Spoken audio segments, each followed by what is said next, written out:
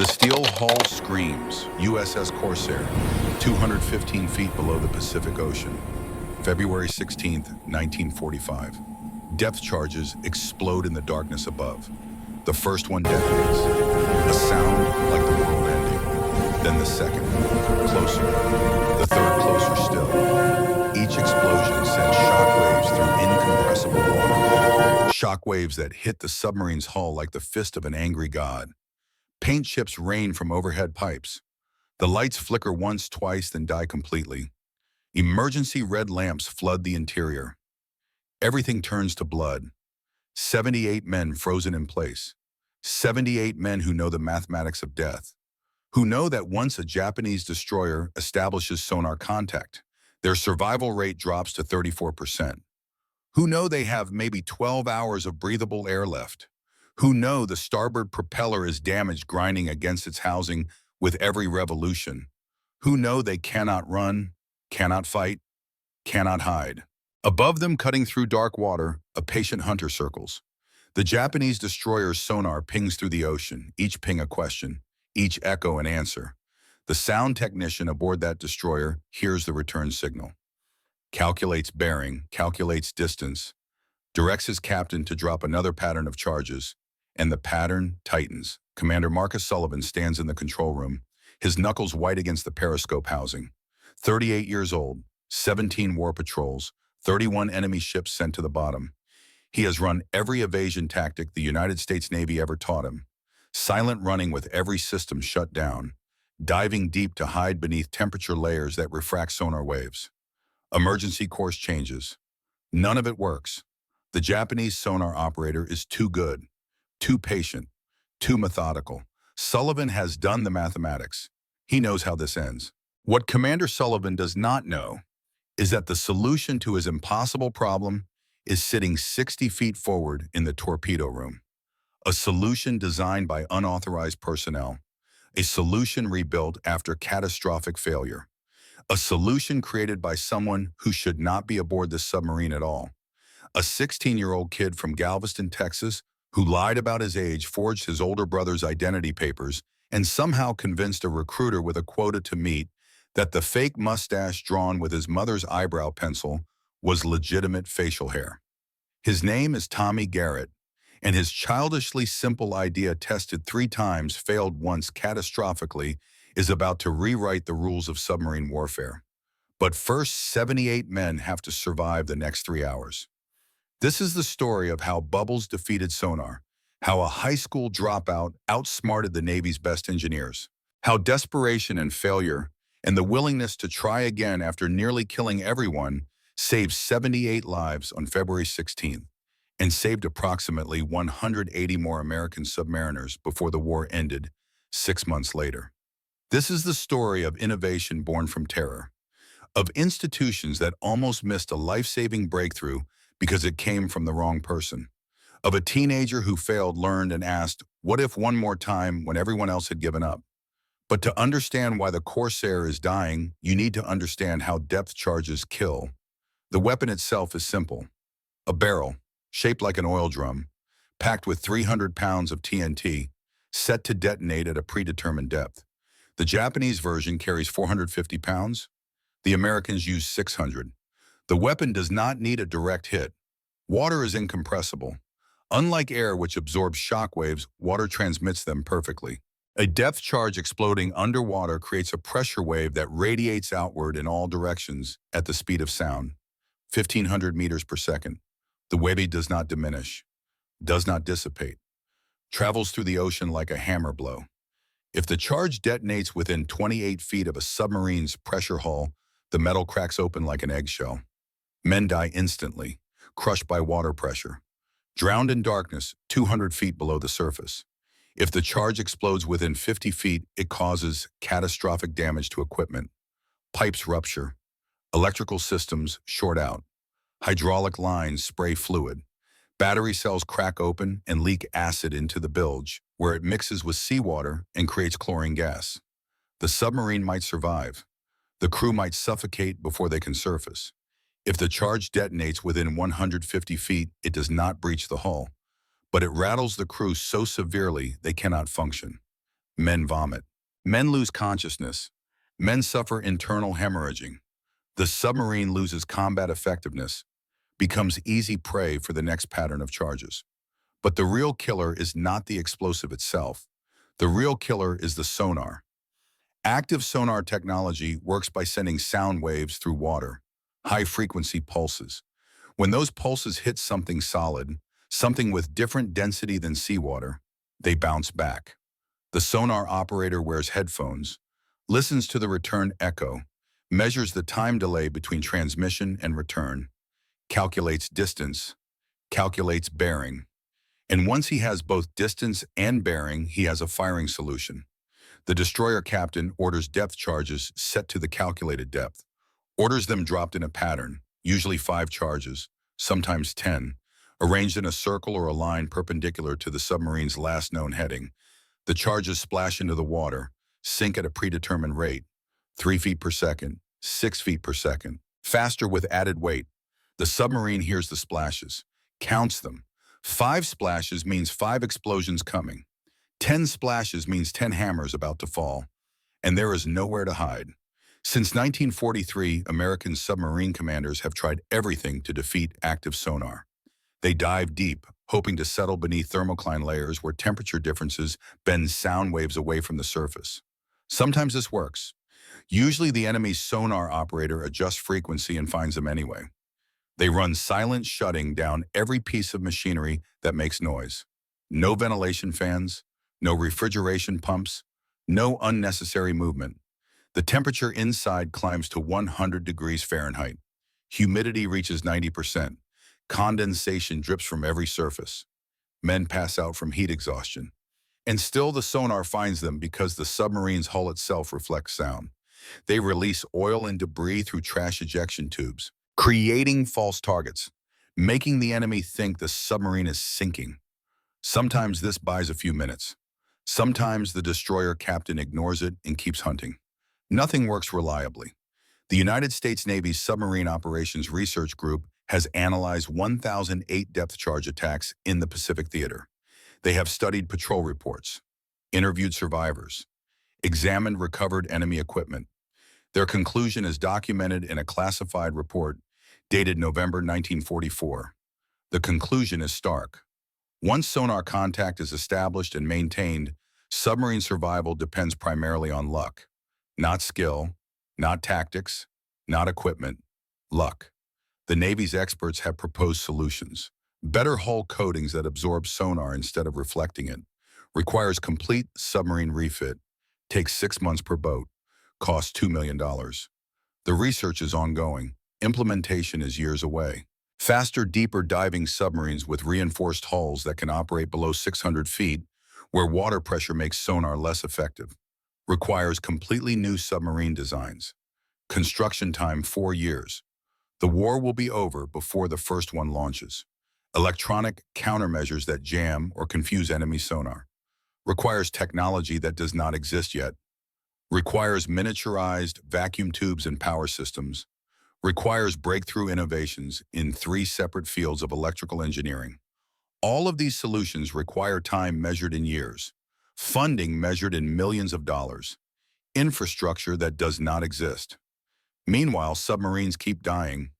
USS Wahoo, gone. All hands lost. USS Harder, sunk by depth charges off Bataan. 83 men dead.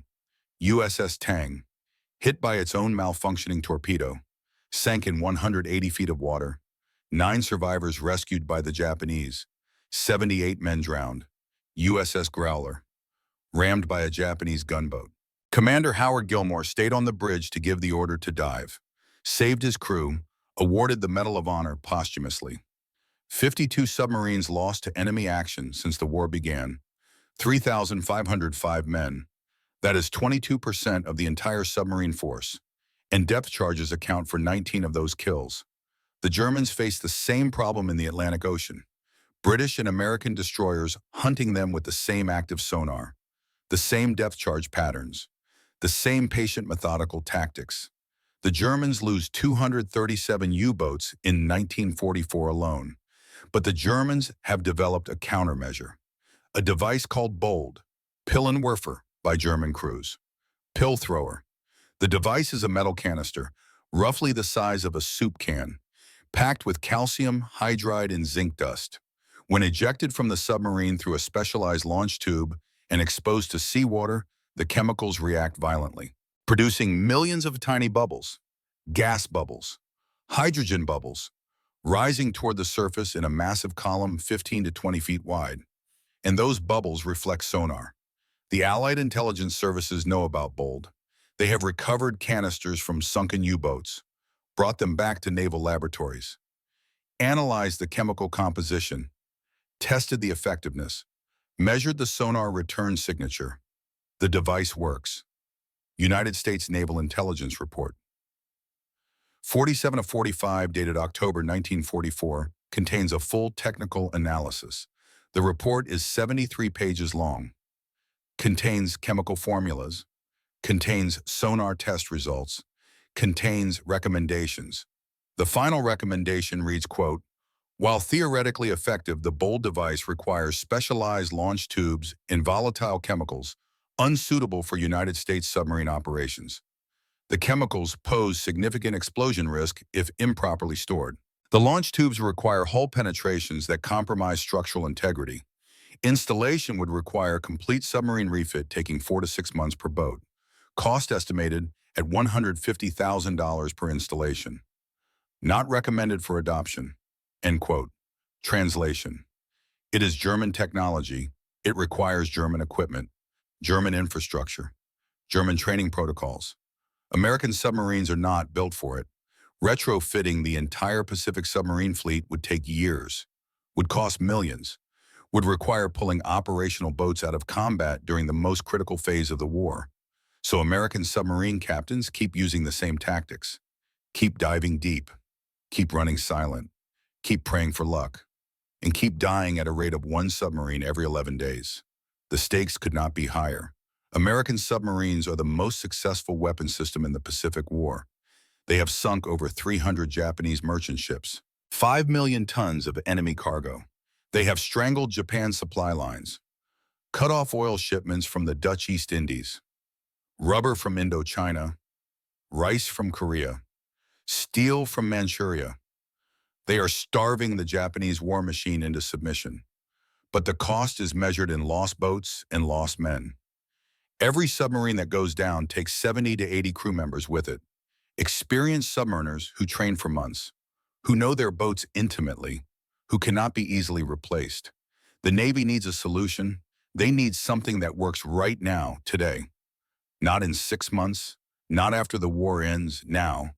They need something that does not require months of refit, does not require specialized equipment, does not require chemicals that might explode. They need a miracle. They are about to get one from a kid who should not even be on the boat. Tommy Garrett was born April 15, 1929, Galveston, Texas, a port city on the Gulf of Mexico, where the air always smells like salt water and diesel fuel, and the cry of seagulls never stops. His father was a merchant marine, sailed cargo ships between Galveston and Veracruz. Good man, hard worker, loved his son, taught Tommy how to tie knots and read the weather and calculate fuel consumption in his head. Drowned in 1937 when Tommy was 8 years old. Storm caught his freighter 50 miles offshore. Ship went down with all hands. Body never recovered. Tommy's mother remarried a year later. Man named Frank Delacroix. Worked the oil refineries. Came home every night smelling like crude petroleum and anger. Saw Tommy as a mouth to feed he never asked for. A reminder of another man. Competition for his wife's attention. Frank's preferred disciplinary tool was a leather belt. Second preference was locking Tommy in the basement storage room. Third preference was going days without speaking to the boy at all. Tommy learned to be invisible. By age 15, Tommy was working the Galveston docks after school, loading cargo ships, driving forklifts, stacking crates of machine parts and textiles and canned goods bound for the war effort. 12-hour shifts on weekends, $8 a week, every dollar saved in a coffee can hidden under his mattress. The work was brutal. August heat reaching 105 degrees. Humidity so thick you could not breathe. Heavy cargo that crushed fingers if you were not careful. Dock bosses who screamed and threatened and fired people for taking water breaks. But Tommy was good at it. He had an instinctive understanding of weight distribution, of leverage, of how to stack cargo so it would not shift during rough seas. The dock supervisors noticed, started giving him more responsibility, started paying him adult wages. $14 a week, then 18. By age 16, Tommy had saved $212. Enough for a bus ticket anywhere in America, enough to start over somewhere Frank Delacroix could never find him.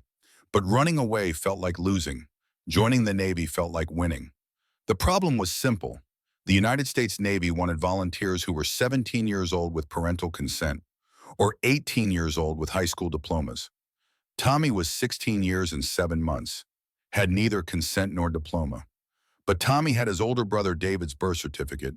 David was 3 years older, born April 15, 1927, still living in Galveston, working construction, did not ask questions when Tommy borrowed the document.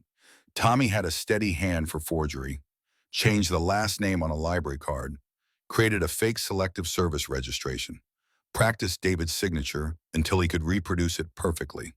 And Tommy had determination. December 8, 1944, USS Arizona Memorial Day, 3 years after Pearl Harbor. Tommy walked into the Navy recruitment office in Houston, Texas, 70 miles from Galveston, far enough that nobody knew him. The recruiter was a sergeant named Williams, 40 years old, tired eyes, desk covered with paperwork, monthly quota of 20 recruits, currently sitting at 14. Tommy placed the forged papers on the desk. Williams looked at the birth certificate, looked at Tommy, looked at the birth certificate again. Long silence. "You look young, son." Tommy had prepared for this, had drawn a mustache with his mother's eyebrow pencil that morning. Thin line of dark makeup above his lip, looked ridiculous, fooled absolutely nobody. "Just got a baby face, sir. I turn 18 next month." Williams knew it was a lie, could see it in the kid's eyes, could see it in the desperate way he stood too straight trying to add height. But Williams had a quota to meet, and the Navy needed bodies, needed them desperately. Submarine duty especially. Nobody wanted submarine duty. Volunteers were rare. Williams stamped the papers. "Raise your right hand." Tommy Garrett, age 15 years and 7 months, swore to support and defend the Constitution of the United States against all enemies, foreign and domestic. The Navy assigned him to submarine service, not because he requested it, because submarine service needed bodies and Tommy was available. 8 weeks of basic submarine training. New London, Connecticut. Brutal winter. Temperatures dropping below zero. Ice forming on the training tanks. Learning which valve controls ballast, which controls trim, which controls high-pressure air. Learning how to flood a compartment, how to seal a hatch, how to calculate pressure differentials at depth. Learning how not to kill everybody by making a mistake. The instructors noticed something about Tommy. The kid understood pressure, not just memorizing formulas, actually understanding how compressed air behaves, how water pressure increases with depth, how gases dissolve into liquids under pressure and come back out when pressure decreases. He understood it instinctively, the way some people understand music, or mathematics, or how to throw a baseball. Final examination. Calculate the air pressure required to blow ballast tanks at 300 feet depth. Seawater density, 1.025 grams per cubic centimeter. Tank volume, 1,500 cubic feet. You have 10 minutes. Most students took the full 10 minutes. Scratching calculations on paper. Double-checking arithmetic. Tommy finished in 90 seconds. The chief instructor checked his work. The answer was correct. Every step of the calculation was correct. "How did you solve it that fast, Garrett?" Tommy looked confused by the question. I can see how the pressure wants to move, sir. The water pushing in, the air pushing out. You need enough differential to overcome the water pressure plus a safety margin." The instructor stared at him. "You just visualized it." "Yes, sir. Without the formulas." "The formulas just describe what's already happening, sir."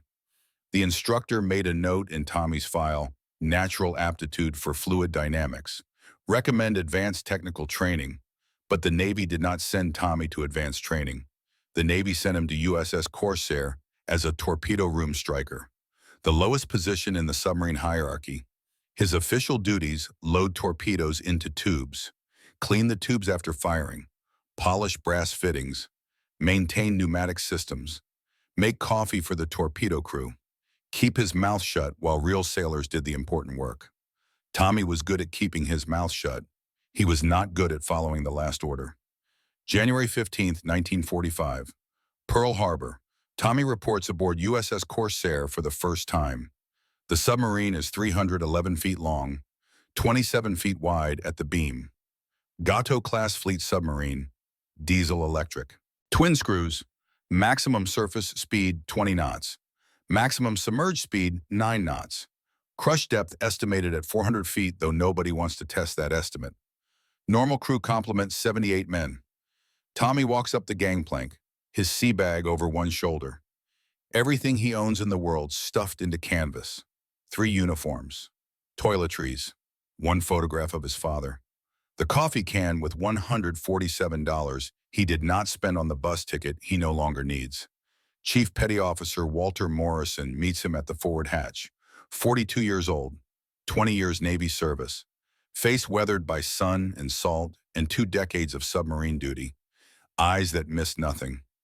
Morrison looks at Tommy, really looks, takes in the skinny frame, the smooth cheeks, the nervous energy. "You're the new striker." "Yes, Chief." "You look 12 years old." "I'm 18, Chief. Just got a baby face." Morrison's expression does not change, but his eyes say he knows. Knows the kid is lying, knows, and for reasons of his own decides not to care. "Your bunk is forward torpedo room, 18 inches wide. You'll hot rack with 2 other sailors. That means you share the same bunk on rotating shifts. You get 6 hours sleep per day if you're lucky, 4 hours if we're in combat. You follow me?" "Yes, Chief." Morrison leads him through the forward hatch, down a ladder, into the submarine's interior. The smell hits Tommy first: diesel fuel, hydraulic fluid, sweat, cooking grease, ozone from electrical equipment, human bodies confined in a steel tube with inadequate ventilation. It is overwhelming. Tommy's eyes water. "You'll get used to it," Morrison says without looking back. They pass through the forward battery compartment. Officers' quarters, control room, crew's mess. Everything cramped. Everything painted gray or cream or pale green. Pipes and valves everywhere. Every surface covered with controls or indicators or warning placards. Forward torpedo room. 8 men live and work in this space. 4 torpedo tubes. 21-foot long Mark 14 torpedoes. Each torpedo weighs 3,000 pounds. Costs $10,000. Requires 6 men to load. Morrison shows Tommy his bunk, shows him his locker, 6 cubic feet of storage space, shows him the battle station assignment board, shows him where to find damage control equipment. Questions. Tommy has 1,000 questions, asks none of them. "No, Chief." "Good. Captain's inspection is 1,600 hours. Make sure your dress uniform is squared away." Morrison starts to leave, stops, turns back. "One more thing, Garrett. This isn't summer camp. Men die on submarines. The statistics are brutal. 22% casualty rate. You understand what that means?" "Yes, Chief." "I don't think you do. It means 1 in 5 boats doesn't come back. It means odds are good somebody in this room will be dead before the war ends. You still want to be here." Tommy thinks about Frank Delacroix, about the basement room, about $8 a week and no future. "Yes, Chief." Morrison studies him for a long moment. "We'll see." 1,600 hours. Commander Marcus Sullivan's inspection. Sullivan is 38 years old but looks 50, gray already spreading through his hair, lines carved deep around his eyes from years of squinting through periscopes, 2 decades of Navy service, 17 war patrols, 31 confirmed kills. He walks through the forward torpedo room slowly, examining every fitting, every valve, every sailor standing at attention. He stops in front of Tommy. Long silence. Sullivan stares at the kid, takes in the smooth face, the thin frame, the nervous energy barely contained. "Name?" "Garrett, sir. Thomas Garrett. Torpedo striker." "Age?" 18, sir." Sullivan's eyes narrow. He knows a lie when he hears one. Has interrogated enough captured Japanese sailors to recognize deception, but he also knows the Navy needs bodies, knows that submarine volunteers are rare, knows that questioning recruitment irregularities creates paperwork nobody wants to deal with. You look young, Garrett. Babyface, sir. Sullivan holds his gaze for another 10 seconds, then moves on. But Tommy sees something in the commander's expression. Not anger, something else. Recognition, maybe, or memory. Later, Chief Morrison explains. The captain lost his last striker to depth charges, kid named Bobby Chen, 19 years old, good sailor, fast learner, died when a charge detonated 30 feet from the hull, ruptured his spleen internally, bled out before we could surface. Morrison pauses. Captain doesn't like baby faces anymore. Reminds him. Tommy understands. War makes men remember things they wish they could forget. January 18th, 1945. USS Corsair departs Pearl Harbor. Mission orders patrol Formosa Strait. Hunt Japanese cargo vessels. Duration 45 days. Expected enemy contact high. Expected casualties moderate. The departure is routine. Lines cast off. Diesel engines rumbling. Black smoke from the exhaust. The submarine moves through the harbor at 5 knots, past the Arizona Memorial, past the repair docks where damaged ships sit in dry dock, past the destroyers and cruisers and aircraft carriers that survived December 7th. Tommy stands on deck with the rest of the crew, watches Oahu shrink behind them, watches the last piece of American soil disappear below the horizon. This is his first time leaving land since submarine school, first time heading into combat. He should be terrified. Instead, he feels relief. Whatever happens out here is better than Frank Delacroix's basement. They dive at 1800 hours, 30 miles offshore. The klaxon sounds. 2 blasts, ah, ooga. Dive, dive. Hatches slam shut. Locking wheels spin. Ballast tank vents open. Seawater floods into the tanks. The submarine's bow tilts downward. 10 degrees, 15 degrees. Tommy's ears pop, his stomach drops. The deck beneath his feet angles steeply. Chief Morrison appears beside him. First dive. Yes, Chief. Breathe through your mouth, swallow to equalize pressure. Don't fight it. Tommy follows the instructions. The pressure equalizes. The nausea fades. The depth gauge reads 100 feet, 150, 200, 240. The submarine levels off. Make your depth 240 feet. Level trim. Sullivan's voice over the intercom. Calm, professional, like he has done this 1,000 times before. He has. Tommy's new world is a steel tube 311 feet long. 78 men sharing 150 toilets they call heads. Sharing bunks. Sharing air that gets staler with every hour submerged. Sharing the constant awareness that outside the hull water pressure could crush them all to paste in seconds. Life underwater operates in shifts. 3 shifts of 8 hours each. 6 hours on duty, 2 hours for meals and maintenance. 6 hours sleep if you are lucky. Tommy's shift is midnight to 0800. Torpedo room watch. His job during watch is to monitor pneumatic pressure, monitor hydraulic pressure, monitor for leaks, monitor for anything unusual. Report everything to Chief Morrison.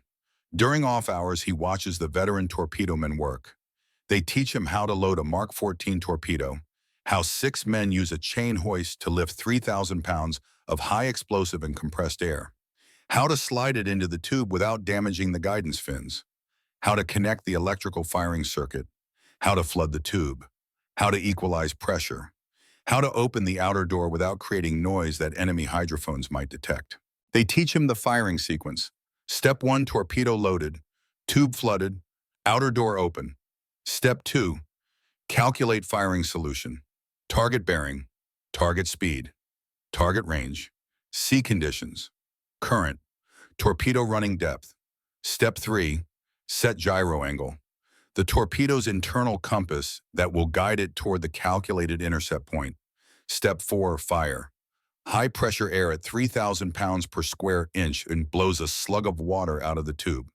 The water slug pushes the torpedo. The torpedo's engine starts when it clears the tube. The torpedo runs at 46 knots toward the target, and bubbles, so many bubbles. Tommy notices them on the fifth day. January 23rd. They have been hunting Japanese shipping lanes for 3 days. Submerged during daylight. Surfaced at night to run diesels and recharge batteries. No contact yet. The ocean is empty. The waiting is worse than combat. Then at 0630, the sonar operator reports contact. Con sonar. Surface contact bearing 270, range 7,000 yards. Single screw, medium speed. Sullivan's voice over the intercom, sharp, focused. Battle station's torpedo. The klaxon sounds, different pattern. Ah-ooga, ah-ooga, ah-ooga. Men run to their stations. Tommy's station is forward torpedo room. Loading crew. His job is to stand ready to reload tubes after they fire. Sullivan brings the Corsair to periscope depth, 65 feet. Raises the scope. Studies the target. Cargo ship. Maybe 6,000 tons, loaded heavy, probably rice or raw materials from Korea. He calculates the firing solution, calls it out to the torpedo data computer operator. Bearing mark, range 4,000 yards, angle on the bow 30 starboard, speed 80 knots, set depth 10 feet. The TDC operator inputs the data. Mechanical gears calculate the intercept point. Solution ready, Captain. Fire 1, fire 2. In the forward torpedo room, Tommy pulls the firing levers. Pulls the first, counts to 5. Pulls the second. The sensation is violent. High-pressure air screaming through pipes. A massive whoosh sound. The submarine lurches backward from the recoil. 3,000 pounds of torpedo ejected at high speed creates significant thrust in the opposite direction. Tommy looks through a small porthole, watches the torpedoes leave, and sees the bubbles. A column of air bubbles rising from the torpedo tube. The compressed air used to blow the water slug out continues venting for several seconds after the torpedo clears, creating thousands of tiny bubbles, millions maybe, rising slowly toward the surface. The column is wide, 20 feet across, rising at maybe 2 or 3 feet per second, dispersing gradually as it ascends. Tommy watches fascinated. The torpedoes run hot straight and normal. Both hit the cargo ship amidships. 2 explosions. The ship breaks in half, sinks in 4 minutes. Sullivan orders emergency deep, 300 feet. Running silent, standard procedure after attack. Hide while the enemy searches for you. But no enemy comes. The cargo ship was alone. No escorts, no destroyers. Nothing to hunt them. They wait anyway, silent running for 2 hours. Then surface to periscope depth. And during those 2 hours, something happens that changes everything. A Japanese patrol plane passes overhead. Old Kawanishi flying boat, probably responding to the cargo ship's distress signal. The plane carries depth charges, drops 4 of them, but the charges fall a quarter mile away, explode harmlessly in empty ocean. The plane circles, drops 4 more charges. Same result, wrong location. In the control room, the sonar operator is confused. Captain, the plane is dropping charges on a bearing of 090. We're at bearing 270. Sullivan checks the plot. The sonar operator is correct. The plane is depth charging a location 300 yards away from their actual position. Maybe their navigator made a mistake, the executive officer suggests. Maybe. But Tommy, watching through the porthole in the torpedo room, sees something else. The bubble column from the torpedo launch is still there, still rising, still dispersing slowly. And the plane is dropping charges directly on top of where those bubbles reach the surface. The plane is tracking the bubbles, not the submarine. Tommy stares at this for a long time, thinking. Chief Morrison notices. Something wrong, Garrett. Chief, those bubbles from the torpedo launch. How long do they take to reach the surface from 300 feet? Morrison does the math in his head. 300 feet, rising at say 3 feet per second. That's 100 seconds. Minute and a half maybe. And the plane started dropping charges about 90 seconds after we fired. Morrison sees where this is going. You think the Japs tracked our bubble wake. And I think they saw where the bubbles broke the surface and assumed we were directly underneath. Morrison considers this, looks through the porthole. The bubble column is fading now, but still visible. Interesting observation, Garrett. He does not say anything else. But Tommy sees him make a note in the torpedo room log. The patrol continues. 45 days. The Corsair sinks 2 more cargo ships. Encounters depth charge attacks 3 more times. Each time Tommy watches the bubbles. Watches how they rise. How they disperse. How enemy sonar or aircraft seem to lock onto them. Each time the enemy's aim is slightly off. Not by much, but enough. The pattern repeats. Fire torpedoes. Bubbles rise. Enemy tracks bubbles instead of submarine. Depth charges explode in the wrong place. By the end of the patrol, Tommy has watched this happen 7 times. 7 accidental survivals. 7 times the bubbles drew enemy fire away from the actual submarine. And Tommy starts to think, what if it was not an accident? What if they could make bubbles deliberately, on purpose, as a decoy? He does not mention this idea to anyone. Not yet. It sounds stupid, childish, like something a kid would think of. But he cannot stop thinking about it. January 30th. USS Corsair returns to Pearl Harbor. 45-day patrol. 3 cargo ships sunk. 7 depth charge attacks survived. 0 casualties. Commander Sullivan files his patrol report. 12 pages of tactical data. Enemy contact reports. Ammunition expenditure. Fuel consumption. Mechanical issues.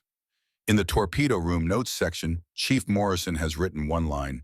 Observed unusual sonar evasion effect related to torpedo launch bubble wake. Recommend further analysis. Nobody at submarine headquarters pays attention to this note. It gets filed with 10,000 other patrol reports.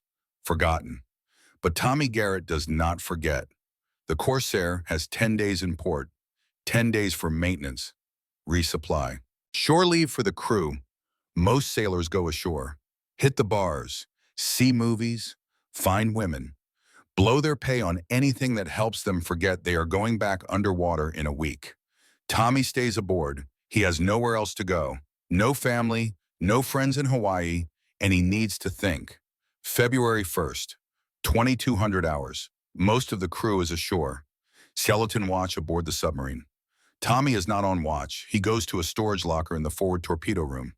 3 feet wide, 5 feet deep, barely tall enough to crouch in, normally used for spare parts and cleaning supplies. He clears a space, sets up a portable work light, pulls out a notebook and pencil, and starts sketching. The concept is simple.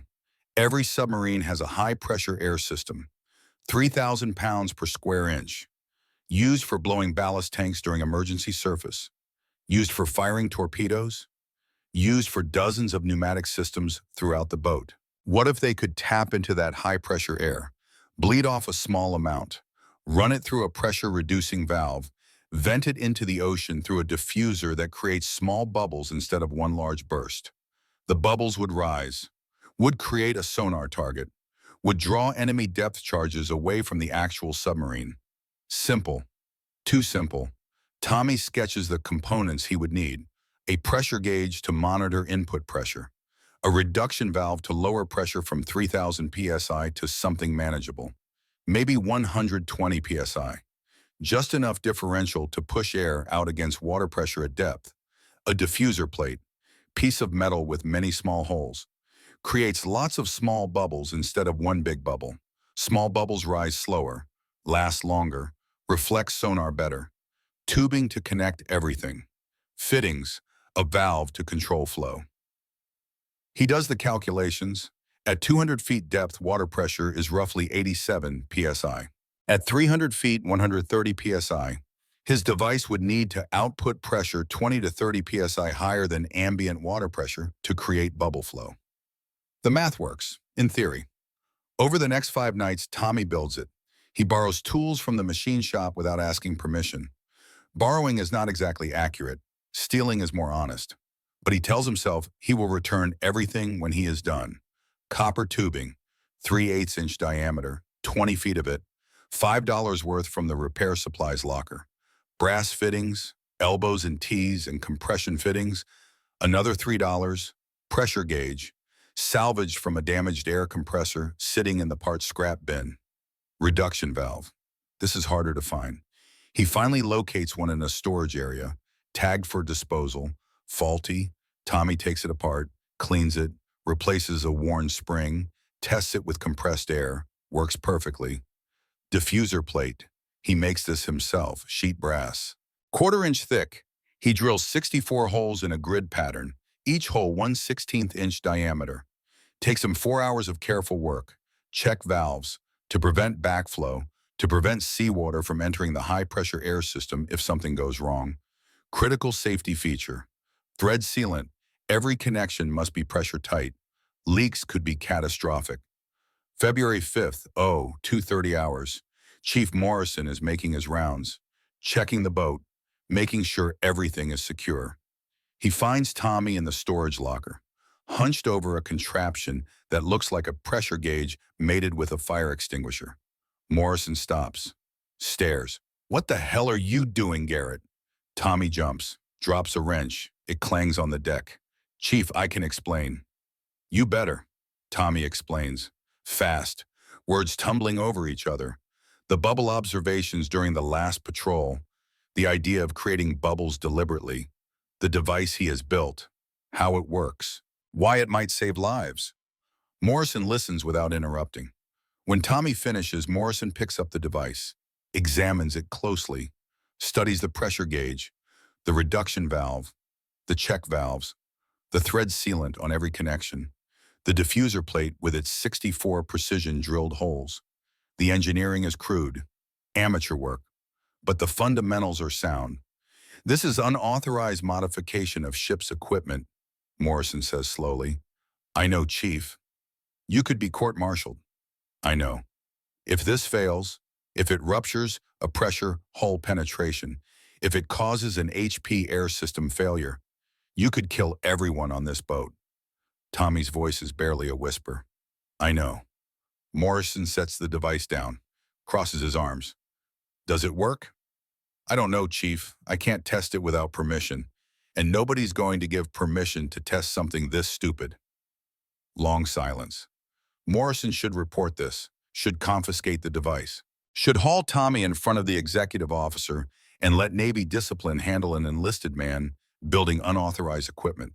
But Morrison has been on submarines for 20 years, has survived 12 war patrols, has watched good men die because they did not have better options, has seen patrol boats come back with empty bunks and flag-draped bodies. And this kid, this baby-faced 16-year-old, has built something that might actually work. "Show me the math," Morrison says. Tommy shows him pressure calculations, bubble formation rates, rise velocities, sonar reflection coefficients. The math is crude, full of estimates and assumptions, but the underlying physics is correct. Air bubbles do reflect sonar. A column of bubbles 20 feet wide rising through 200 feet of water would create a massive sonar return, would look exactly like a submarine to an enemy operator. Morrison makes a decision. "When the shooting starts next patrol, we test this thing. Unofficial, unauthorized. If it fails, I take responsibility. If it works, you still take the fall because you're too young to know better, and I'm covering my ass. Understood?" Tommy grins. First genuine smile Morrison has seen on the kid's face. "Understood, Chief. Deal." And Garrett, "Yes, Chief. If this works, you just saved 78 lives. If it doesn't work, we're all dead anyway, so it won't matter. Now stow that gear and get some sleep." "Yes, Chief." Morrison walks away, does not look back. But Tommy hears him mutter something under his breath, something that sounds like, "Crazy kid might be onto something." February 8th, 0800 hours. USS Corsair departs Pearl Harbor, Second War Patrol. Mission orders East China Sea. Hunt Japanese tankers and troop transports.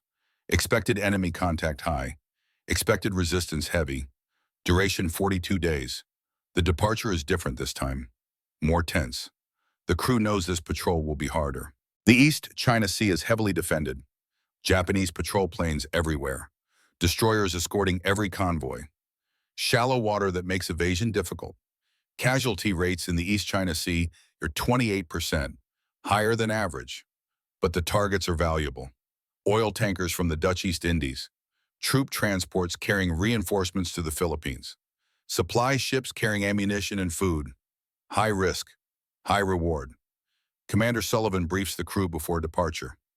Gentlemen, this patrol will be dangerous. We are hunting in enemy home waters. Expect aggressive response to every attack. Expect depth charges, expect air patrols, follow procedures. Stay alert. We do our job and we come home. Questions? No questions? Good hunting. The submarine dives 30 miles offshore, sets course west toward the enemy. In the forward torpedo room, Tommy's device is hidden under a workbench, covered with a canvas tarp, ready. Only Tommy and Chief Morrison know it exists. February 13th, 2100 hours, 4 days into the patrol. No contact yet. The ocean is empty. The waiting grinds the nerves raw. Tommy cannot sleep, cannot stop thinking about the device, cannot stop running calculations in his head. What if the math is wrong? What if the pressure differential is insufficient? What if the bubbles rise too fast or disperse too quickly? What if he kills everyone? He finds Morrison in the crew's mess, drinking coffee, reading a manual on hydraulic systems. Chief, I need to test the device. Morrison looks up, studies the kid's face, sees the fear there, the doubt. We'll test it when the shooting starts. That was the deal. What if it doesn't work, Chief? What if I made a mistake in the calculations? Then we die, same as if you never built it. But what if we could test it now, just once? See if it creates bubbles. See if they rise correctly. Morrison considers this. Testing during patrol, no combat, no emergency, just a trial run. It violates every regulation, but so does the device itself. When, tonight, 0200, when most of the crew is asleep, we install it, run one test deployment. If it works, we know. If it fails, we fix it before it matters. Morrison makes his decision. 0200, forward torpedo room. But if anything goes wrong, this conversation never happened. Understood. Yes, Chief. February 14th, 0200 hours. Tommy and Morrison work in silence. Installing the device on the high-pressure air manifold. Copper tubing clamped to existing pipes. Ball valve for flow control. Diffuser plate bolted to a through hull fitting. The installation takes 40 minutes. Morrison checks every connection, every fitting, every seal. Depth, Tommy checks the gauge. 212 feet. He calculates. Water pressure 93 psi. HP air system 3000 psi. Reduction to 120 bar in psi output. Set regulator to 120 bar, Morrison says. Tommy adjusts the valve, checks the gauge. 120 psi output. Perfect. Ready? Tommy nods. Hand on the ball valve. Hard hammering. Morrison places his hand over Tommy's, steadying him. Slow and steady. Crack it open. Watch the gauge. Tommy turns the valve. Slowly. Air begins to flow. The pressure gauge reads 120 psi. Stable. Then 120 minute rising. 130. Still rising. Chief, it's climbing. Morrison watches the gauge, frowning. 140 psi. 150. Garrett shut it down. Tommy tries to close the valve. It resists. Something is wrong. 160 psi. 170. Morrison grabs the valve with both hands, forces it closed. But too late. The brass fitting at the diffuser plate connection explodes. A sound like a gunshot. Shrapnel sprays across the torpedo room. High-pressure air screams out of the ruptured fitting. A jet of compressed air 3 inches wide, howling like a demon. Tommy's left forearm catches a piece of brass shrapnel. 4-inch gash. Deep. Blood sprays across the deck. Morrison lunges for the main HP air shutoff valve, spins it closed. The air scream stops. Sudden silence. Tommy holds his arm, blood pouring between his fingers. Shock setting in. Morrison grabs a first aid kit, wraps Tommy's arm in gauze, applies pressure. The bleeding slows but does not stop. Medical emergency. Forward torpedo room, Morrison says into the intercom. Calm, professional, like this happens every day. The duty corpsman arrives 90 seconds later, takes one look at Tommy's arm. This needs stitches, at least 12. He works by flashlight, no anesthetic. Tommy bites down on a leather strap. 12 stitches, each one agony. The corpsman finishes, bandages the wound. Keep it clean, change dressing twice daily. No heavy lifting for 72 hours. He leaves. Morrison examines the damage. The brass fitting is gone, shattered. Fragments embedded in the bulkhead. The through-hull penetration is sealed by the check valve. No water ingress. But the HP air system pressure has dropped. Gauge reads 2,100 psi, down from 3,900 psi lost. Morrison's voice is cold. You know what you've done, Garrett. Tommy nods, barely able to speak. We've lost HP air pressure. Ballast blow capability reduced by 30%. If we need emergency surface, we might not have enough air. If we settle on the bottom, we might not break suction. Tommy's voice cracks. I'm sorry, Chief. I calculated it right. The pressure should have stabilized at 120. I don't understand what went wrong. Morrison picks up a piece of shrapnel, studies it. Debris in the airline, metal shavings from the HP air compressor. Blocked your regulator. Pressure built up behind the blockage. Fitting was the weakest point. Exploded. He looks at Tommy. Your math was right. Your engineering was sound. But you didn't account for contamination in the air system. Rookie mistake. Tommy stares at the deck, blood still dripping from his bandaged arm. I almost killed us. Yes. I should be court-martialed. Yes, Morrison pauses. But you won't be, because I'm not reporting this. The corpsman thinks you cut yourself on a tool. The crew thinks we had a minor HP air leak. Nobody knows about your device except us. Tommy looks up, confused. Why? Morrison sits beside him, exhausted. Because the concept is still right. Bubbles still reflect sonar. You just need to filter the air before it reaches your regulator. Add a debris screen, bigger check valves, stronger fittings. You want me to build it again? I want you to build it better. We have 4 days before we reach the patrol area, 4 days to redesign, to fix the failure points, to make it work. Tommy stares at him. After what just happened, you still believe it will work. Morrison smiles, grim. I've been on submarines 20 years, kid. I know what failure looks like. This wasn't failure, this was learning. Now get some sleep. Tomorrow we start over. February 14th through 15th, Tommy redesigns. He cannot use his left arm. The stitches pull every time he moves, but his right hand works fine. He sketches, calculates, plans. The problem was debris, metal particles in the HP air system, standard on all submarines. Compressor wear creates tiny metal shavings. They circulate through the pneumatic systems, usually harmless, but in a precision regulator, they can block flow. Create pressure spikes, cause catastrophic failure. The solution is simple. Add an inline filter before the regulator. Stainless steel mesh, 100 mesh, fine enough to catch particles, coarse enough to allow airflow. Add a second check valve. Redundancy, if one fails, the second prevents backflow. Replace brass fittings with steel, stronger, higher pressure rating, less likely to explode. Reinforce the diffuser plate mounting. Use lock washers. Safety wire. Make sure it cannot vibrate loose under pressure. The new design is heavier, more complex, but safer.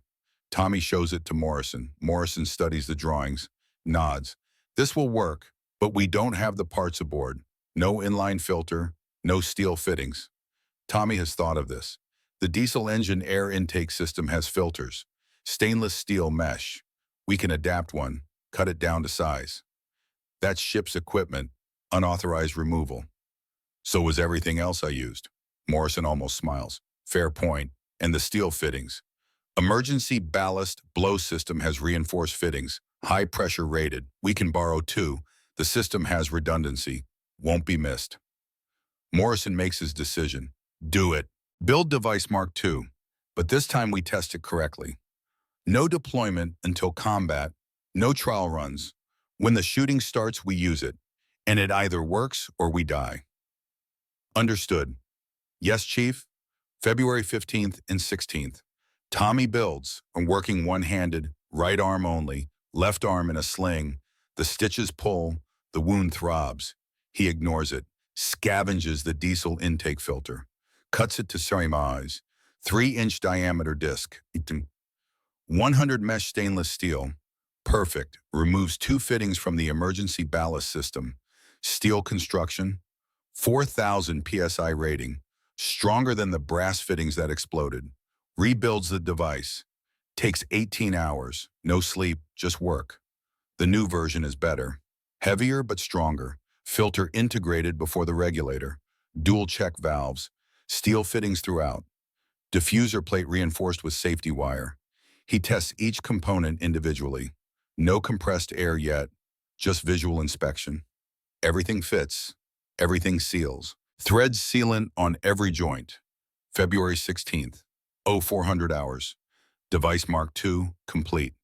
Tommy shows Morrison. Morrison examines it, checks every connection, tests every valve by hand. Good work, Garrett. Now stow it. We'll install it when we need it. You still trust it, Chief, after what happened? Morrison looks at him directly. I trust that you learn from failure. That's all any of us can do. 3 hours later, they get their first intelligence report. A large convoy spotted by an American patrol plane, 6 cargo ships, 2 tankers, 2 destroyer escorts.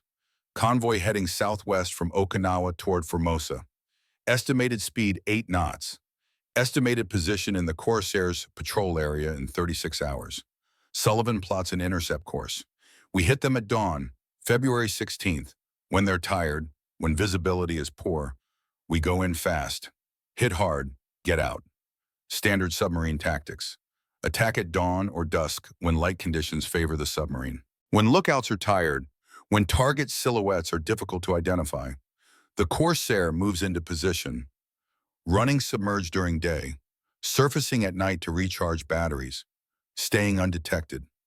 Tommy cannot sleep, cannot stop thinking about the device, about the failure, about what happens if it fails again during combat.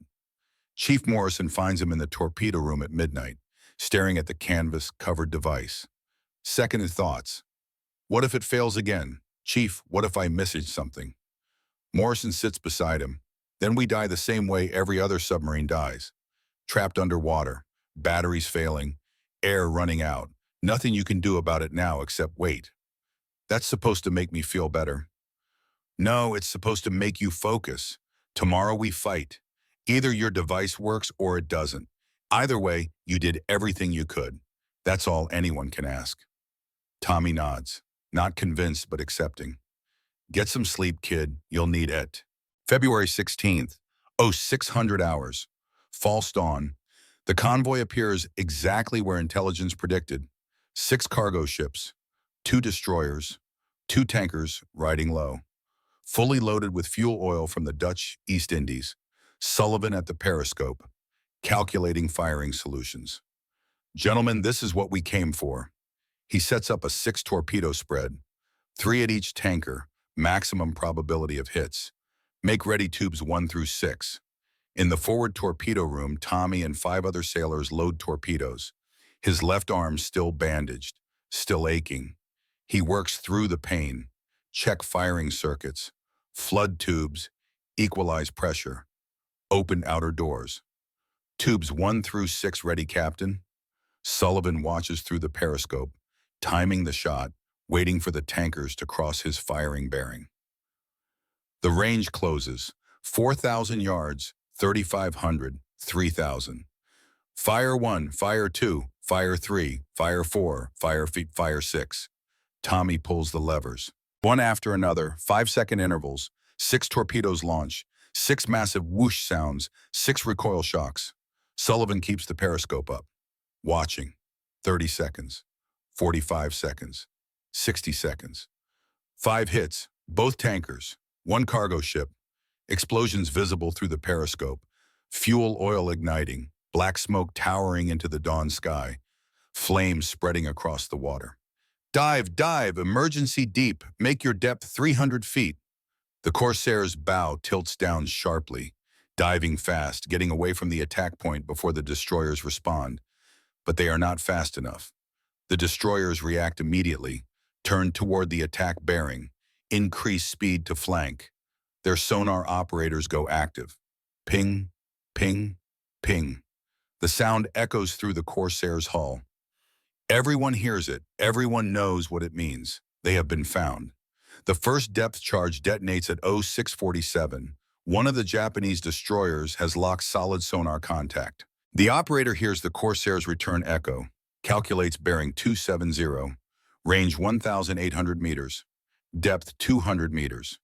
The destroyer's captain is Lieutenant Commander Kenji Tanaka, 35 years old. 4 American submarines killed. Patient, methodical, relentless. He has done this many times before. Pattern chrysanthemum, Tanaka orders. 10 charges, depth 200 to 250 meters. 10 depth charges roll off the stern, splash into the water, sink at 6 feet per second. Inside the Corsair, the crew hears the splashes. Tommy counts them. 1, 2, 3, 4, 5, 6, 7, 8, 9, 10. 10 explosions coming. Chief Morrison's voice cuts through the silence. Brace for impact. The first charge detonates 200 feet away. The shockwave hits the hull like a sledgehammer. The submarine shudders. Light bulbs shatter. Paint chips rain from overhead pipes.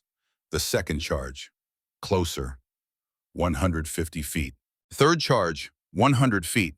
The hull groans. A sound like tearing metal. Fourth charge. 80 feet.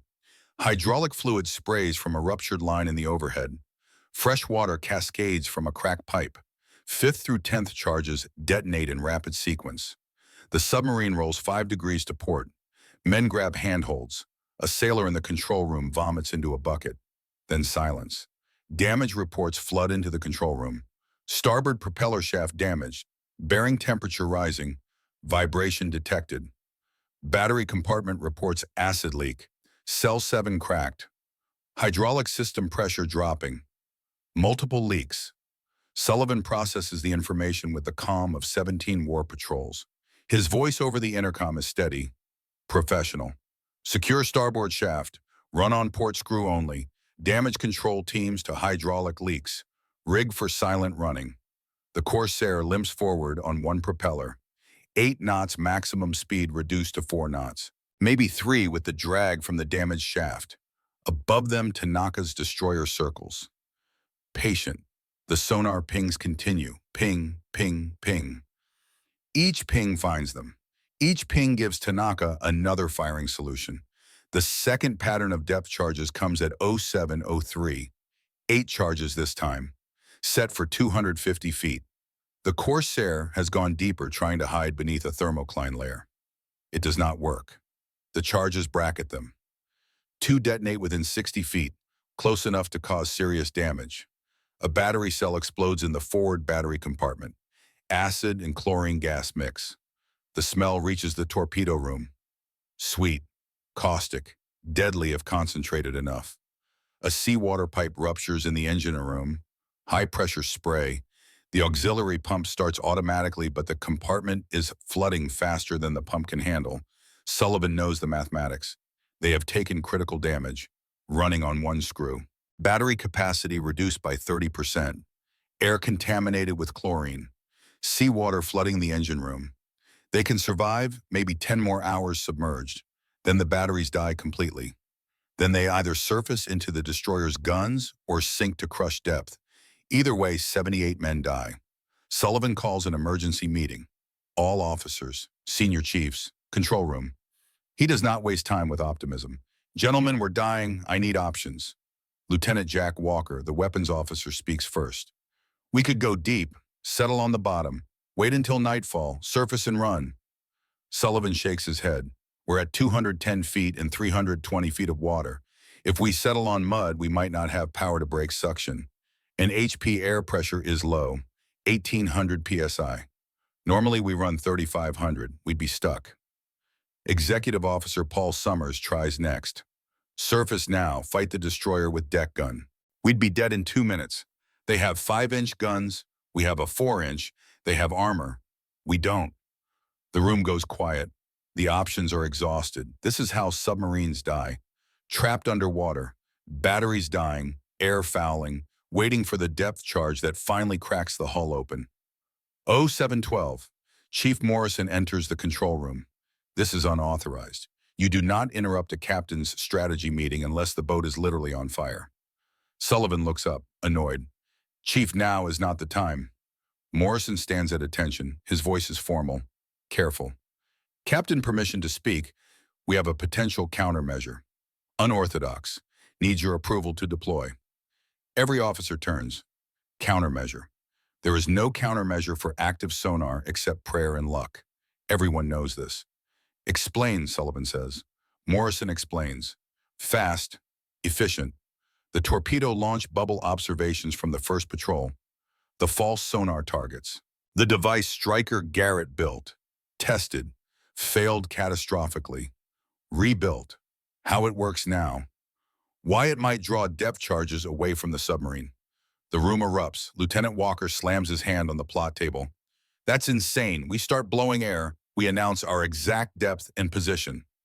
Morrison's voice stays calm. Sir, they already know our exact position. They have solid sonar contact. This gives them a second target, a false target. They depth charge the bubbles while we maneuver away. How do you know it will work? You just said it failed catastrophically during testing. The failure was due to debris in the airline. We've added filtration, reinforced fittings. The second version is safer. Executive Officer Summers shakes his head hard. The Germans use specialized launch tubes, chemical canisters. We're talking about jury-rigging our high-pressure air system during combat. We already lost 900 psi from whatever you did during your test. If this ruptures again, if we lose more HP air pressure, we lose ballast blow capability, we lose our ability to emergency surface. Morrison looks directly at Sullivan. Sir, we could lose our ability to surface, or we could live. Another depth charge pattern detonates.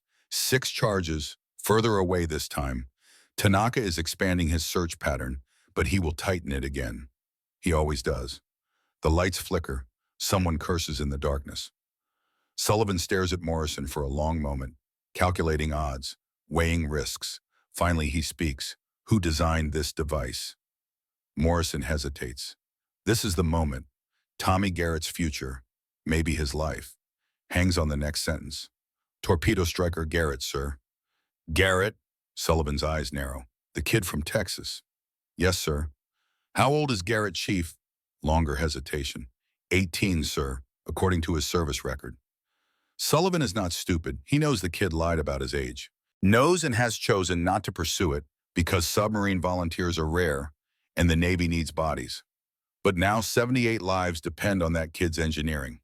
Sullivan has commanded submarines through 17 war patrols, has sunk 31 enemy ships, has watched good men die because they followed peacetime regulations into wartime graves. Bring me Garrett. Tommy arrives in the control room 90 seconds later, heart hammering, certain he is about to be arrested, court-martialed, thrown in the brig, his left arm still bandaged, blood seeping through the gauze, stitches pulling with every movement. Sullivan does not sit, stands facing Tommy directly. Striker Garrett, Chief Morrison tells me you designed a sonar decoy using our high-pressure air system. Is this correct? Yes, sir. Unauthorized modification of ship's equipment. You understand that violates Navy regulations. Yes, sir. You understand if this device fails. If it ruptures a pressure hull penetration or deploys incorrectly, you could kill everyone on this boat. Tommy's throat is dry. His voice cracks. Yes, sir. Chief Morrison says you tested this device, that it failed catastrophically, that you lost us 900 psi of HP air pressure, that your negligence has reduced our emergency surface capability by 26%. Tommy's voice barely audible. Yes, sir.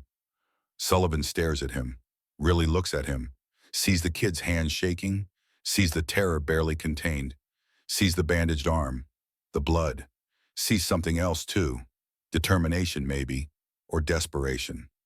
Will it work this time? Tommy swallows hard. I think so, sir. I redesigned it, added filtration, reinforced the fittings.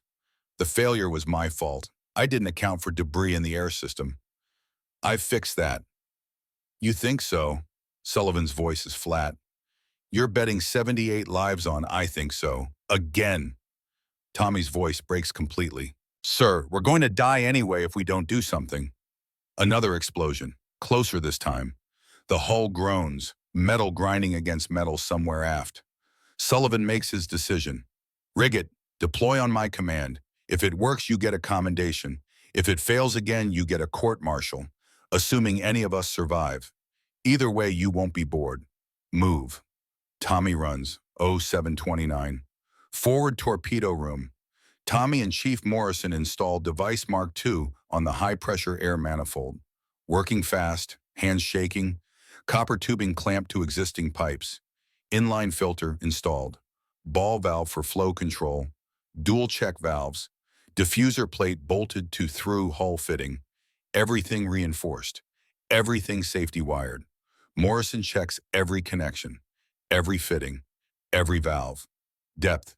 The answer comes back from the control room. 215 feet. Tommy does the calculations in his head.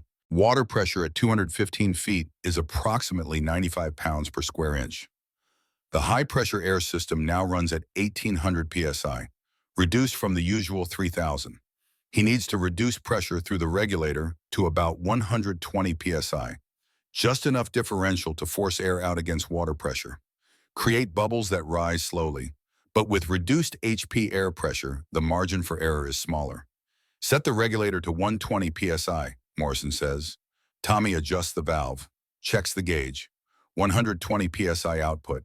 His left arm throbs, stitches pulling, blood soaking through the bandage. He ignores it. Ready, Chief? Morrison calls the control room on the intercom. Forward torpedo room ready to deploy countermeasure. Sullivan's voice crackles back. Stand by. Above them, Lieutenant Commander Tanaka completes another sonar sweep aboard the destroyer Asakaze. His operator reports solid contact, bearing 270. Range 1,000 meters. Depth 215 meters. Tanaka is confident, patient. He has trapped American submarines before. They always panic eventually. Make mistakes, give themselves away. This one has damaged propulsion. His sonar operator can hear the shaft wobble, hear the bearing grinding. It is just a matter of time. Tanaka orders another pattern. 5 charges, depth 200 meters, spacing 60 meters, line perpendicular to target heading. 5 depth charges roll off the stern, splash into the water. In the Corsair, they hear the splashes. Count them. 5 distinct impacts. Sullivan's voice on the intercom. Deploy countermeasure, now. Tommy reaches for the valve. Morrison's hand covers his. Slow and steady, Garrett. If this fails, we all die. So don't fail.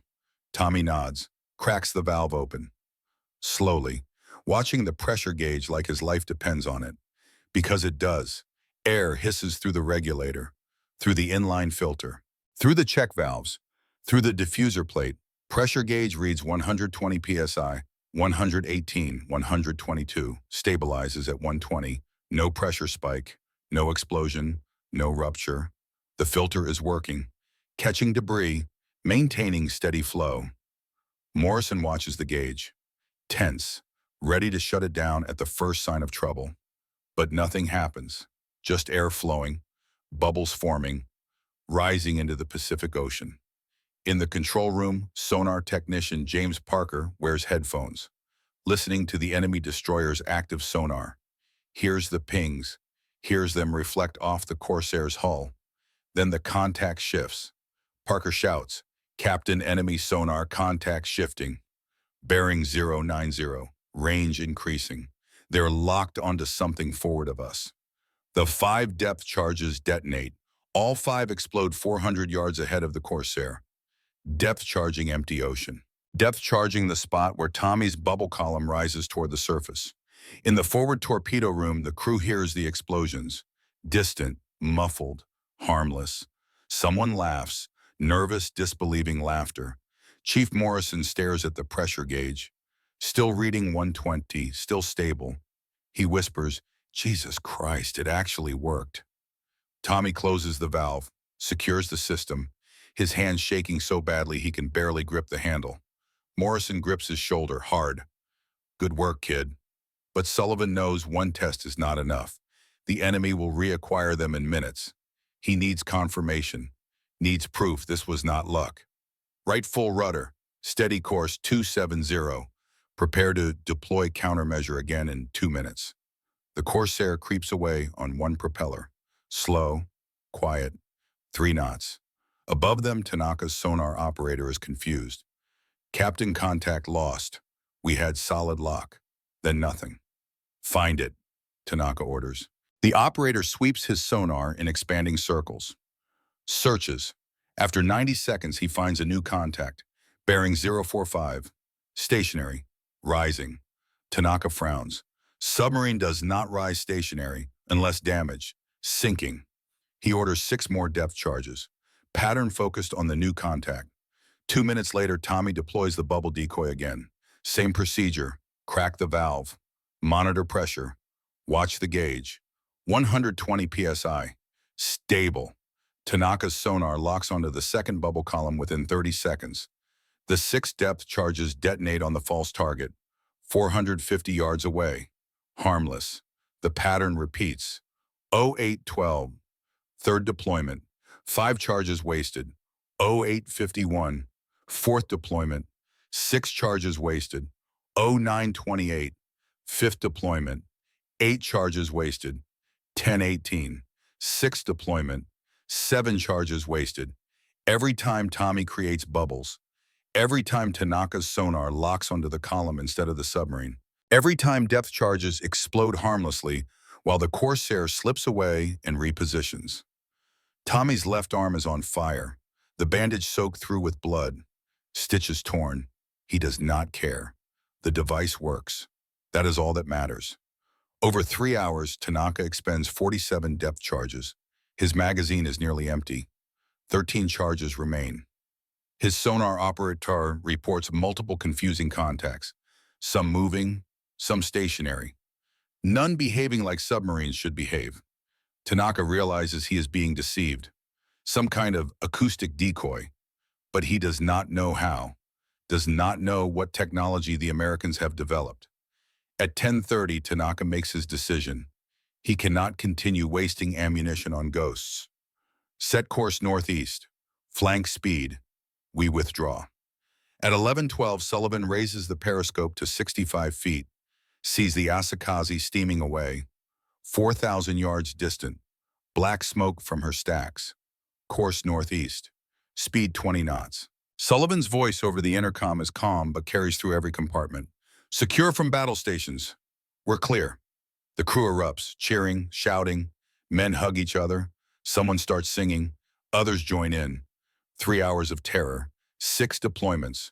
47 depth charges. 0 damage from the enemy. 78 men alive.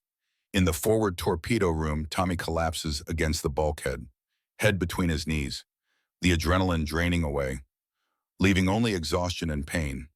His left arm is bleeding badly now, the stitches completely torn, blood pooling on the deck. Chief Morrison calls for the corpsman. Medical emergency, forward torpedo room, torn sutures. The corpsman arrives, takes one look at Tommy's arm. What the hell did you do, Garrett? Save the boat, Morrison answers. The corpsman cleans the wound, re-stitches it, 18 stitches this time, no anesthetic. Tommy passes out halfway through. When he wakes up, Sullivan is standing over him. Garrett, Tommy tries to stand. Morrison holds him down. Stay seated, son. Sullivan crouches, eye level with Tommy. Your device worked. 6 deployments, 0 failures. You saved 78 lives today. Tommy's voice is weak. We saved each other, sir. Chief Morrison believed me, gave me the chance. You approved the deployment. The crew trusted it. We all saved each other. Sullivan almost smiles. That's how submarines work.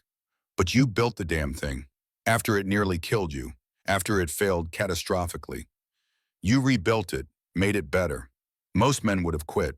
You didn't. He stands. When we get back to Pearl Harbor, I'm recommending you for commendation. I'm also recommending this device for fleet-wide adoption. And I'm requesting a full investigation into how a 16-year-old kid got aboard my submarine. Tommy's eyes widen. Sir, I can explain. Save it. Right now, I don't care. You saved my boat. That buys you some time. We'll deal with the paperwork later. Get some rest. Sullivan leaves. Morrison sits beside Tommy.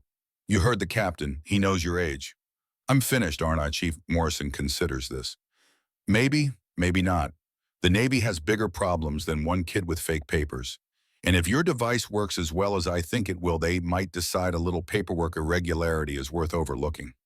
You think so? I don't know, kid, but I know this. You did something today that might change submarine warfare. That might save hundreds of lives before this war ends. That's worth something, eh? The patrol continues for another 12 days. The Corsair sinks 2 more cargo ships, returns to Pearl Harbor on March 28th. 9 enemy ships sunk total. 1 destroyer evaded using revolutionary acoustic countermeasure. 0 casualties. Commander Sullivan files his patrol report. 43 pages of tactical data. Ammunition expenditure. Fuel consumption. Mechanical damage assessment. Page 37 contains a section titled Acoustic Countermeasure Assessment. Sullivan's report is meticulous. Time of each bubble decoy deployment. Depth. Pressure settings. Enemy response. Results. He includes Tommy's device diagrams for both Mark I and Mark II. Documents the failure. Documents the redesign. Pressure calculations. Operational notes. His recommendation fills half a page. Quote, "The air bubble decoy designed and built by torpedo striker Thomas Garrett represents a fundamental breakthrough in submarine acoustic countermeasures.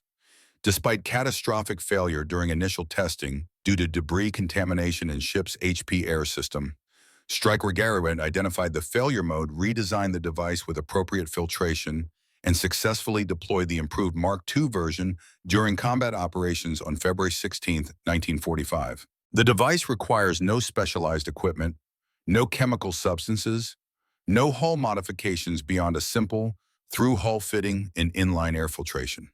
Installation time estimated at 4 hours per submarine, including filtration system integration. Cost estimated at $63 per unit. During combat testing, the device was deployed 6 times over 3 hours against Japanese destroyer Asakaze. Enemy sonar locked onto bubble columns in all 6 deployments. Estimated 47 depth charges decoyed away from submarine. 0 damage sustained from enemy action. This technology should be tested, refined, and deployed fleet-wide immediately. Recommend immediate evaluation by Submarine Tactics Section. Recommend fleet-wide adoption with proper filtration and safety protocols. Recommend commendation for Striker Garrett." End quote. The report reaches Commander Submarine Force Pacific, Rear Admiral Charles Lockwood.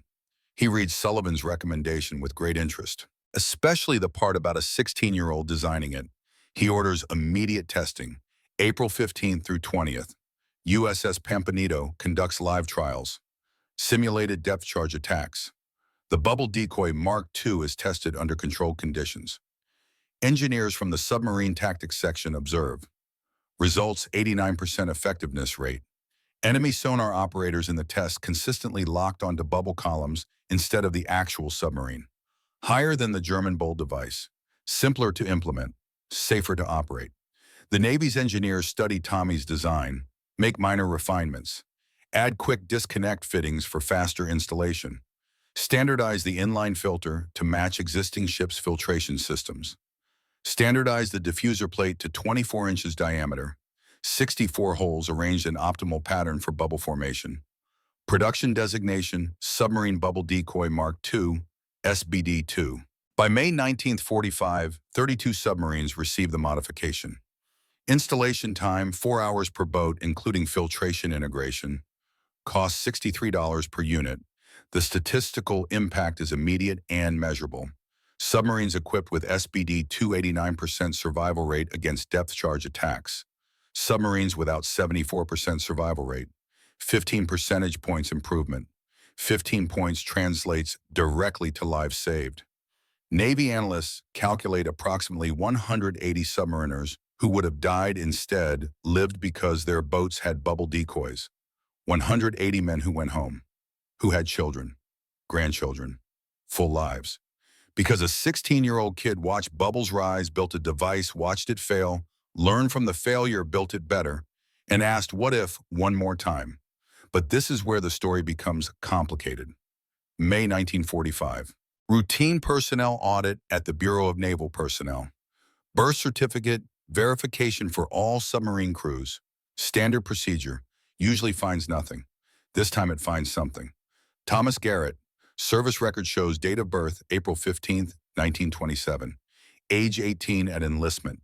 Texas state records show no Thomas Garrett, born April 15, 1927. But Texas state records show David Garrett, born April 15, 1927. Same surname, same city. Cross-reference reveals Thomas Garrett, born April 15, 1929. Childish at enlistment, 15 years, 7 months. Current age, 16 years, 1 month. The bureaucracy catches up. May 25th. Board of Inquiry. 3 officers, 1 court stenographer. Tommy sits alone at a table. No lawyer, no advocate, just him. Left arm still bandaged, healing but scarred. Stryker Garrett, what is your true date of birth? Long pause. April 15th, 1929, sir. You are 16 years old. Yes, sir. You enlisted using fraudulent documents. Yes, sir. You understand this invalidates your entire service record. Tommy's voice is barely audible. Yes, sir. The legal problem is simple. Tommy's entire service was unauthorized. Every action he performed, including designing the bubble decoy that saved 78 lives and will save hundreds more, was accomplished by illegal personnel. The Navy cannot officially reward illegal enlistment, regardless of outcome, regardless of contribution. The regulations are clear. The board's recommendation, immediate discharge, honorable conditions considering extenuating circumstances and significant contribution to submarine warfare. But no medals, no commendations, no official recognition. Reason stated, administrative irregularities. Tommy accepts the verdict, does not fight it, does not appeal. What can he say? He lied. He knew the risks. But Commander Sullivan fights.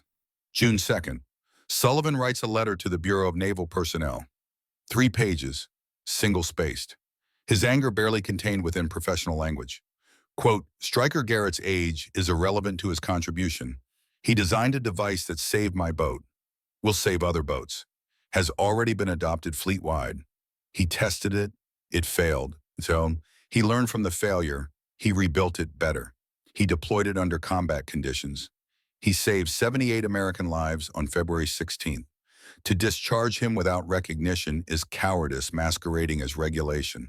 The boy lied to serve his country. He is braver at 16 than most men at 30. He faced catastrophic failure and had the courage to try again. That is the kind of sailor we need. That is the kind of American we are fighting for. Punish him if you must, but acknowledge what he did. Otherwise, you are not upholding Navy values. You are hiding behind bureaucracy, end quote. And Chief Morrison writes a letter. 34 Corsair crew members sign a petition. Admiral Lockwood privately supports Tommy, but cannot override regulations publicly. The bureaucracy wins. August 10th, 1945. Tommy Garrett is discharged from the United States Navy. Honorable release. Service records sealed. No medals, no commendations, no public acknowledgement. Tommy returns to Galveston. Age 16 years, 3 months. No fanfare, no hero's welcome. Just a kid who saved 78 men, failed catastrophically, learned from failure, rebuilt, better changed submarine warfare, and will spend most of his life forgotten by everyone except the men who were there. September 1945. Tommy works construction, docks, warehouses, saves money. His left arm has a scar now, 4 inches long, jagged. Reminder of the failure, reminder of the lesson. 1946. Applies to University of Texas. Writes his admission essay about the bubble decoy. About pressure and innovation and failure and learning. About how the second version saved 78 lives because the first version taught him what not to do. Receives full scholarship. Studies mechanical engineering. Graduates 1954. Top 10% of his class. Thesis topic. Failure analysis in pressure systems. The professors love it. Career high school physics teacher, Corpus Christi, Texas. 40 years. Students love him. He explains pressure and fluid dynamics better than anyone. Makes physics make sense. Teaches them that failure is not the end. Failure is information. Failure teaches you what to fix. None of them know their teacher changed naval warfare. He never talks about it. Marries 1956. Wife Helen. also a teacher. 2 daughters. Quiet life. Unremarkable except for one thing. Every 5 years, USS Corsair reunion. Tommy attends every one. The crew remembers. The crew tells the story. The story of the device that failed and the kid who built it better. But outside that room, forgotten. Commander Marcus Sullivan receives the Medal of Honor in 1946 for the Corsair's war patrols, retires Admiral 1967, publishes memoir Thunder Below in 1946. Chapter 8 dedicated entirely to Tommy, credits him by name, tells the whole story, the first failure, the injury, the rebuild, the success. The book sells modestly, but submarine crews read it. Tommy's story becomes legend among submariners. The kid who failed and tried again, passed down through generations. Sullivan dies 1993, '86. Tommy gives the eulogy, cries through the entire speech, talks about failure, about learning, about the captain who gave him a second chance. Chief Walter Morrison retires Master Chief 1965, 45 years Navy service, attends every Corsair reunion, always finds Tommy, always tells people, this kid saved my life. Twice. First by building the device, second by having the guts to rebuild it after it nearly killed us all. Dies 1991, age 88. Last words to his family. Tell Tommy I'm proud of him. Tell him failure made him better. February 16th, 1985. San Diego, California.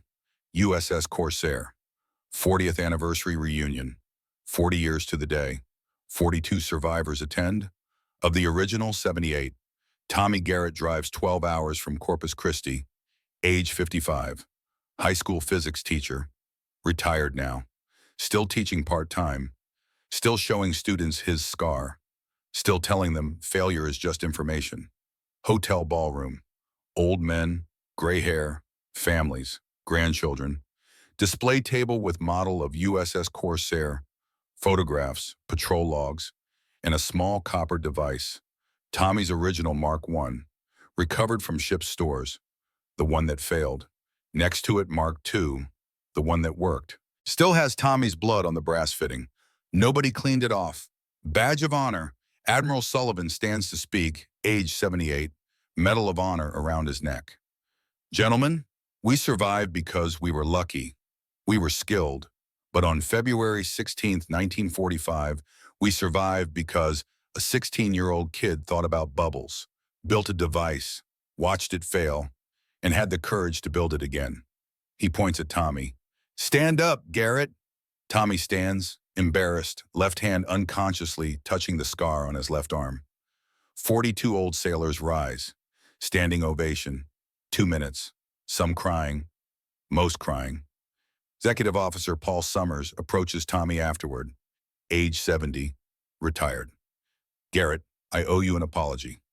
Sir, Brian, February 16th in that control room.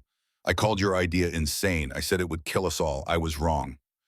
Tommy smiles. You were doing your job, sir. Protecting the boat. You saved us anyway, after we nearly stopped you. After your device failed and hurt you. You tried again. We saved each other.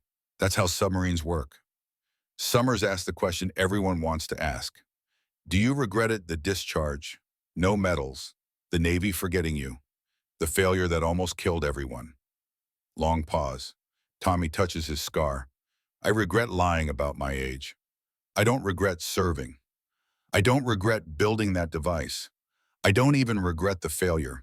Because the failure taught me what I needed to learn. Taught me to add filtration. To use stronger fittings. To test my assumptions. His voice cracks. Mark I failed. Mark II saved 78 men.